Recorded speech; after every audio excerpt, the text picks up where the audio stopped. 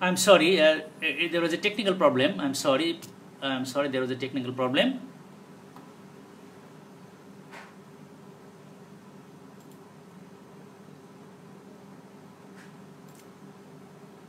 There was a technical problem. I was absent from the.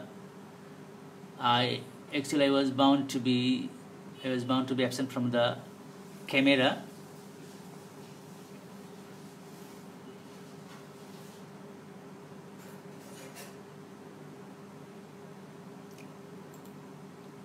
Anyway, there was a technical problem. Please pardon me.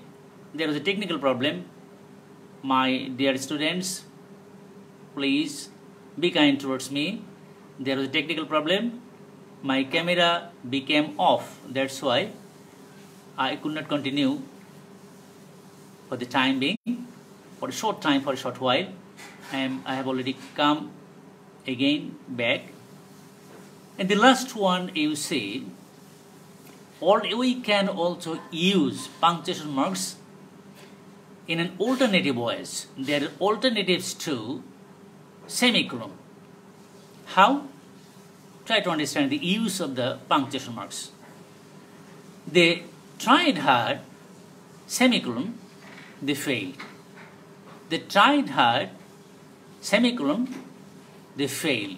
So there is a close relation between the two words. There is a flow of meaning between the two clauses. But the two clauses actually oppose each other. If anyone tries very hard, it's quite likely for him to be successful, not to fail. But here, in spite of trying hard, they failed. Anyway, there is a very close tie, very close supplementation between the two clauses. That is why we have put semicolon. And the same way, the use of, you see here, however, and we know however, consequently, conjunctive adverbs. These words are adverbs and at the same time they are conjunctions. They tried hard, however, they failed. And we know, however, anyway, on the other hand, actually oppose to the meaning of the first clause. And these words or the conjunctions or the conjunctive words are used to have or mention opposing ideas. They fail. And you to understand the third example. They tried hard, but they failed. And now we have used conjunction but. This but, you know, coordinate conjunction.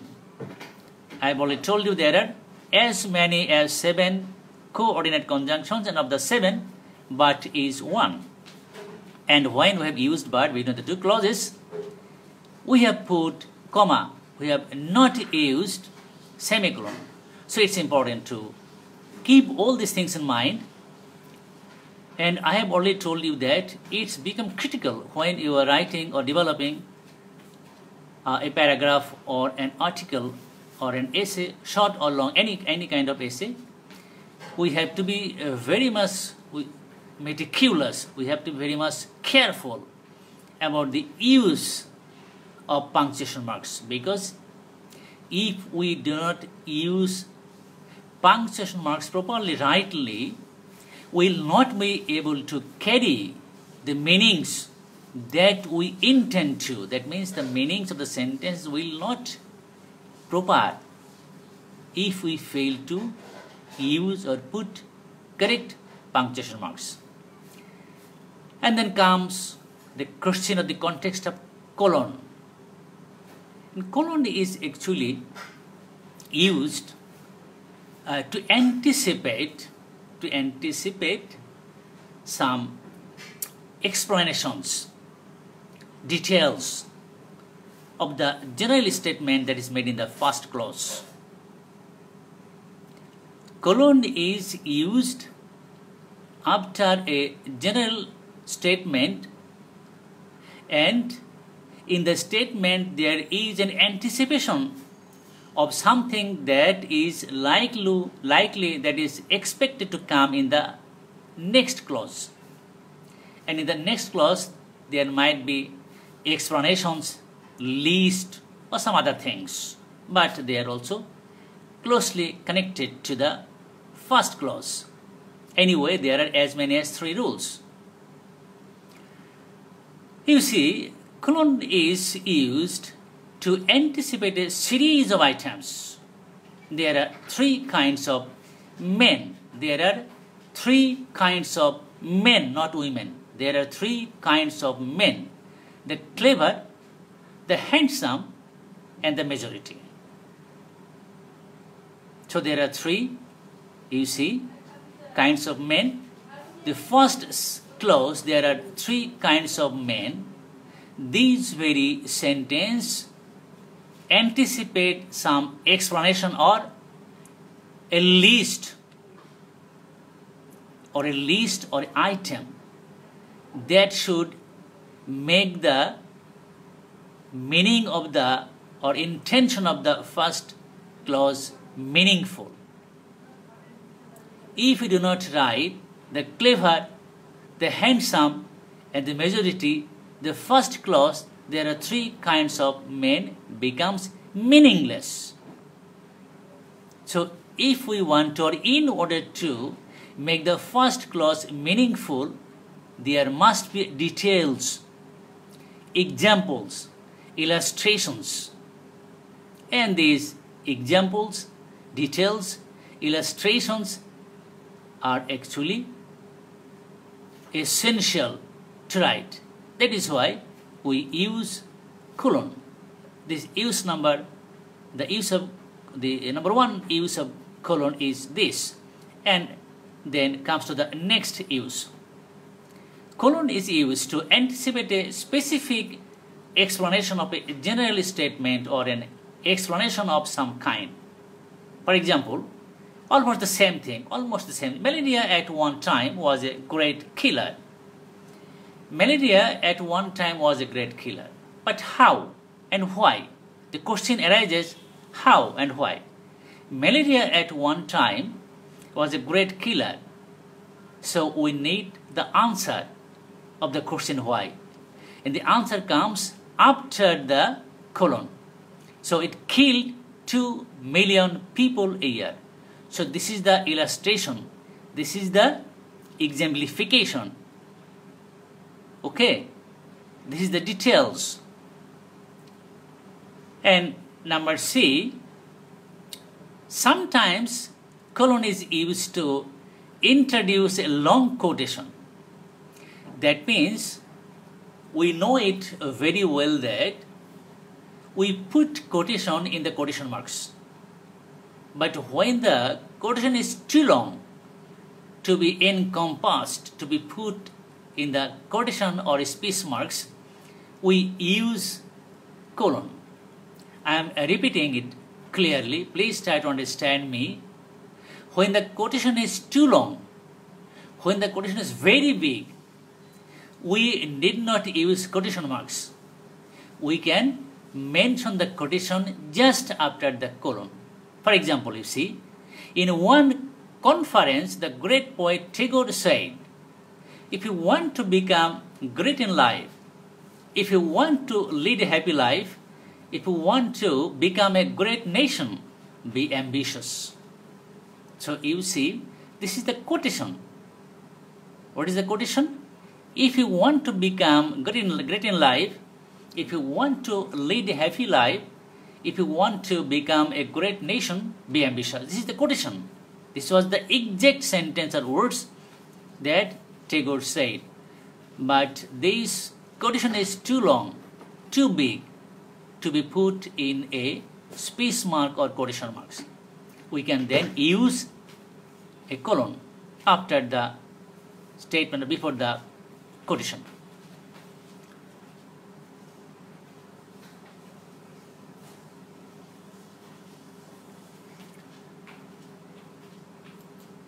Then comes dash. But my time is over.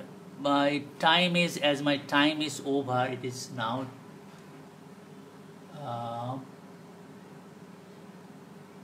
no, I have some time to use dash.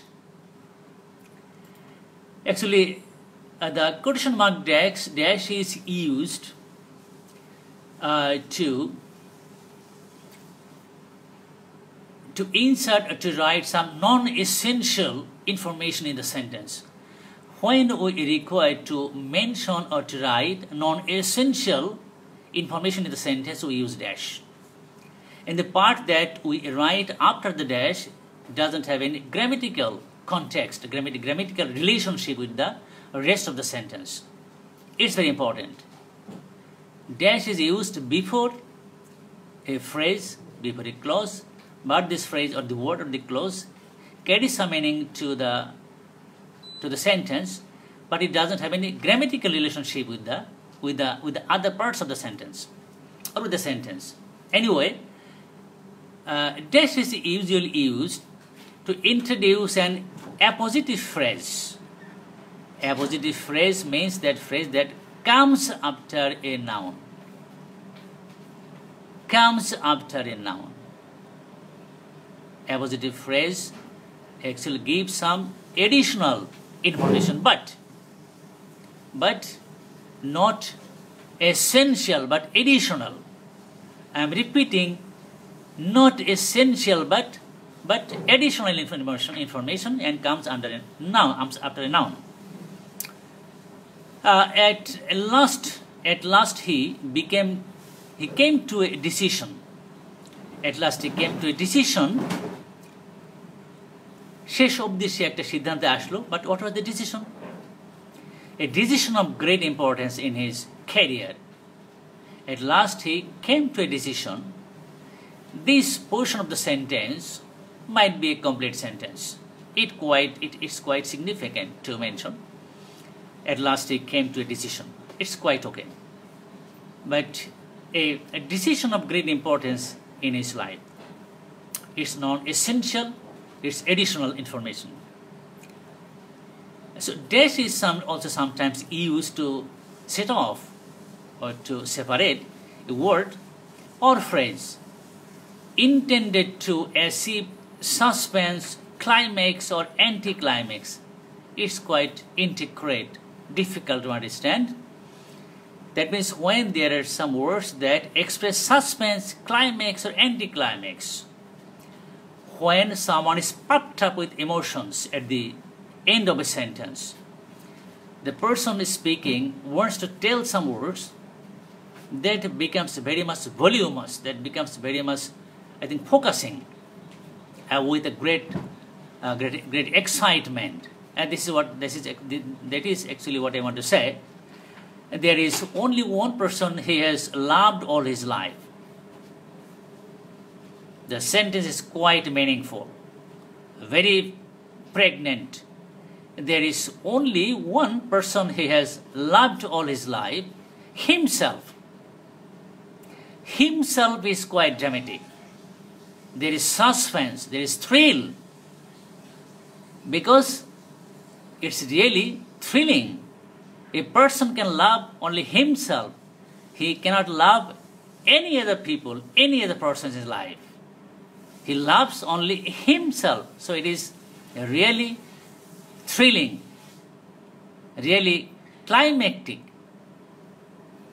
really full of suspense. That is why we have to use a dash before the word of suspense, climax. Okay? And then we can also use double dash in a sentence, also almost in the same way, or to have the same effect in the sentence. Double dash actually marks of a parenthesis. Parenthesis means clause or words that do not have any grammatical relation with the rest of the sentence. Parenthesis phrase, parenthesis clause, etc. having no grammatical link to the remaining parts of the sentence. Anyway, mark of a parenthesis from the main clause or a sentence. And I think through the examples you will be clear. He believed what he believed? He believed that science could provide an answer to any problem that a man might face. তিনি বিশ্বাস করতেন যে মানুষ যে সমস্ত সমস্যা face করতে পারে বিজ্ঞান তার সবগুলোই সমাধান দিতে পারে, তার বিশ্বাস ছিল। কিন্তু এই কথার মধ্যে just in this very context he brings here some non-essential additional information wrongly as we now know. He believed wrongly as we now know. তিনি যখন বিশ্বাস করতেন তখন তিনি বিশ্বাস করতেন যে বিজ্ঞান সব সমস্যার সমাধান দিতে পারে। কিন্তু এখন this very belief has become out of the context because men has come to know, scientists have come to know that it's not possible for human beings to solve all the problems of the world, of human beings, of nature. It's not possible. So that is why, wrongly as we now know, this is additional information. So just by using dash before and after the additional information, we can write a very good sentence. This wrongly as you know now, so this portion, there is also a clause, doesn't have any grammatical link to the remaining portion of the sentence. It's very important.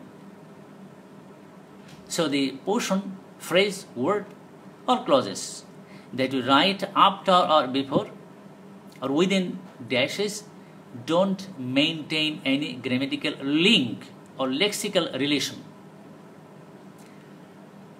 And number 2, it also marks a sudden shift in the thought or structure of a sentence. That means when we try to shift in our thought, that means when we try to go from one thought to another or from one grammatical structure to another, then we can use double dash. For example, this man's uncle, I remember meeting him way back in 1960. আর মনে হয় আমি 1960 সালে তাকে দেখেছিলাম বলে মনে হয়।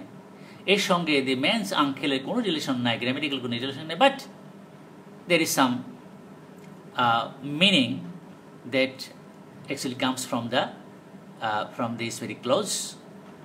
I remember meeting him way back to, that means the sentence becomes more important with this very part or portion by using two dashes before and after. Anyway, this man's uncle, I remember meeting him way back in 1960, is the only one I know who has survived an air crash. And then comes comma has a great number of use. You know it very well that we use full stop and comma most in our writing, and all other marks actually we use less than these two. Comma and full stop are used most.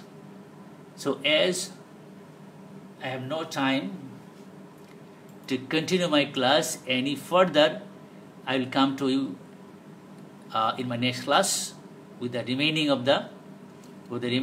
portion, remaining sections of the punctuation marks. So please wait for the time, and I think you have come to know